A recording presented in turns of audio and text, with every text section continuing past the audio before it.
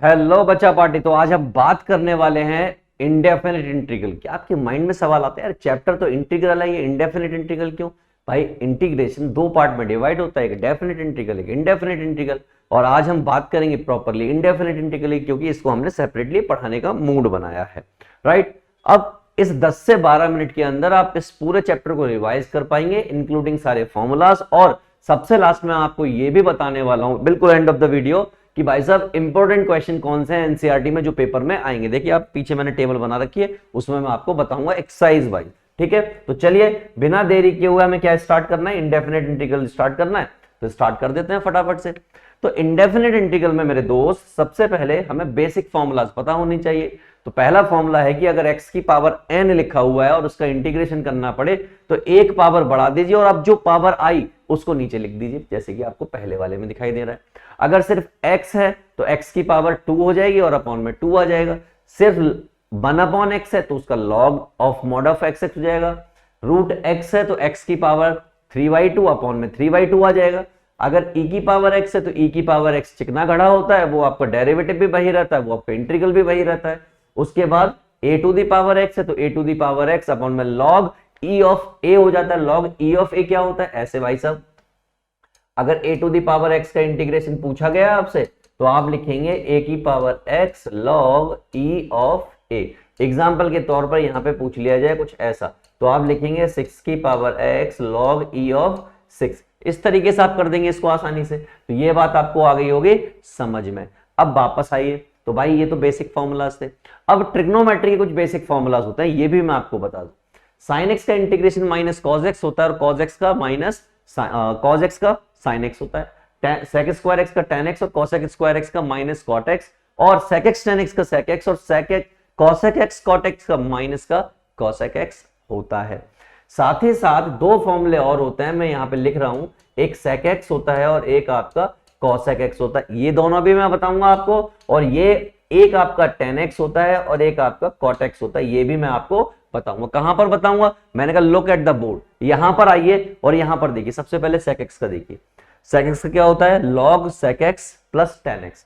और cosec x का क्या होता है? log cosec x minus cot x. अब टेन एक्स का ढूंढिए। टेन एक्स का भी इसी टेबल पे लिखा हुआ है। कहां पर लिखा हुआ है? यहां की तरफ आइए।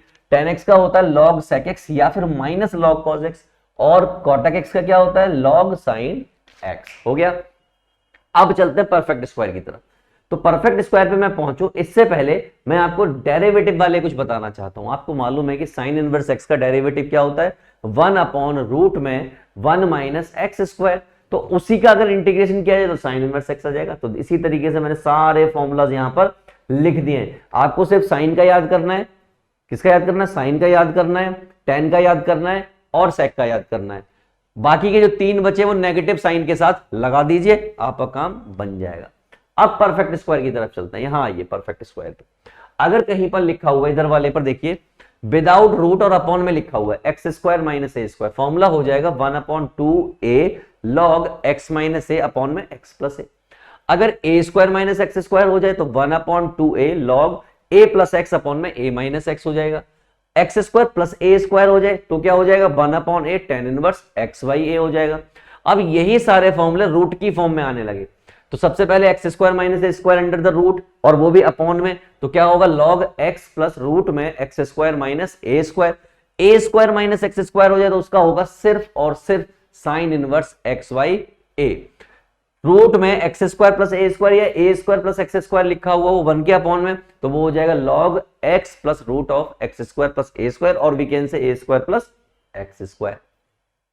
अब ये जो अपॉन में आ रहे थे, अपॉन में ना आके सीधे सीधे आने लगे, सीधा सीधा।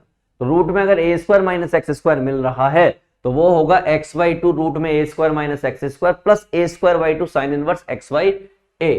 X square minus a square मिल रहा है तो ऊपर वाला सेम होगा, इतना हिस्सा, बीच में माइनस का साइन आएगा, ए स्क्वायर बाई टू भी आएगा और लास्ट में आ जाएगा log x प्लस रूट में x square plus a square minus a square. और सेम ऊपर वाला लिख दीजिए, बस यहाँ पे जहां प्लस था, जहां नेगेटिव है वहां सब जगह प्लस कर दीजिए। दैट्स इट, हो गया ये।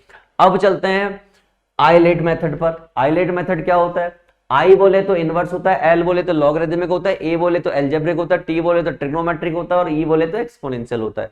कब यूज होता है? जब दो ट्रिग्नोमेट्रिक फंक्शन मल्टीप्लाई में आ जाए, क्योंकि यहाँ पे प्रोडक्ट रूल तो होता नहीं है, तो इसकी हेल्प से हम इसको सॉल्व करते हैं। और सॉल्व करने के लिए ये वाला फॉर्मूला हम यूज करते हैं, ये आपकी हेल्प करेगा, क्वेश्चन आपका निकल जाएगा। उसके बाद चलते हैं पार्शियल फ्रैक्शन की तरफ। पर पार्शियल फ्रैक्शन में क्या होता है? 1 के अपॉन में या समथिंग के अपॉन में पहला फैक्टर और दूसरा फैक्टर लिखा होता है। अब वो क्या लिखना होता है इसको? a अपॉन पहला factor plus minus b upon दूसरा फैक्टर। अगर स्क्वायर आ जाए अंदर तो आप उसको ऊपर bx प्लस c करके लिख देंगे, वो वाला फैक्टर। और अगर बाहर स्क्वायर आ जाए तो उसको 3 फैक्टरों में करके लिख देंगे, राइट? ये पार्शियल फ्रैक्शन होता है, ठीक है। अब इसके अलावा अगर न्यूमरेटर अपॉन क्वाड्रेटिक इक्वेशन आ जाए, क्या आ जाए? न्यूमरेटर ऊपर हो यानी कुछ हो, नीचे क्वाड्रेटिक इक्वेशन हो, उस केस में क्या करोगे? तो numerator equal to a dy dx equal dy dx के ब्रैकेट में डिनोमिनेटर प्लस b, इस फॉर्मूले से इन क्वेश्चन को सॉल्व करना होता है। तो this is all about indefinite integral. लेकिन यहां पर अब एक चीज बचती है कि इंपॉर्टेंट क्वेश्चन कौन से, वो बहुत ज्यादा जरूरी है। तो सबसे पहले एग्जांपल्स में चलते हैं। अगर आपको एग्जांपल्स करने पड़े तो 3, 5, 6, 8, 9, 10, 12, 15, 18, 22, 25, 35, 38, 39 all are important questions, all are important question। Paper में आते हैं भाई सब सीधे। 7.1 8, 10, 13, 20, 22 कर लीजिए। 7.2 2, 3, 4, 7, 19, 20, 24, 25, 27, 33, 34, 36, 37, 38 और 39, ये वाले क्वेश्चन कर लीजिए। चैप्टर बहुत बड़ा है, मैं फिर भी आपको सिर्फ सिलेक्टेड क्वेश्चन बता रहा हूं।